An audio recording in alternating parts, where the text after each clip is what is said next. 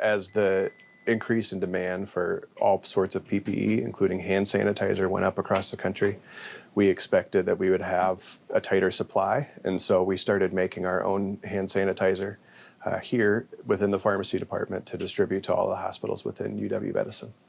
We're making it to just supplement the supply that we are able to get to make sure that we have it available in the areas we need. Towards the end of last week, we shipped out about 100 bottles, and those are about 500 milliliter bottles. So, and right now we're making another 8 to 10 gallons of hand sanitizer. So we're prioritizing it for the patient care areas where any of the healthcare team coming in and out of a room needs to disinfect their hands and using hand sanitizer.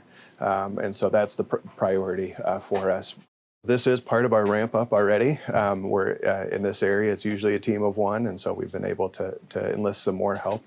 But we are prepared. We have a lot of staffing plans to balance our needs across the department and increase staff where we need it and adjust to the change in patient needs across all of our campuses.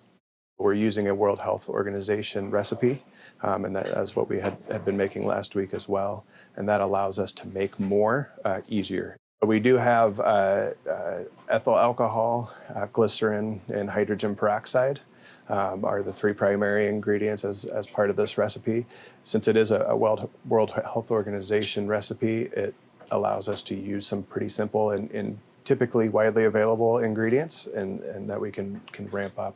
But these products are USP rated products, and so it's a higher grade than you may be able to find in other venues, and that's what we would always use in the hospital setting, hospital pharmacy setting.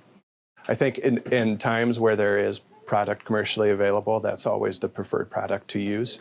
But in times where there's not, there are other alternatives that people can make for their own use at home.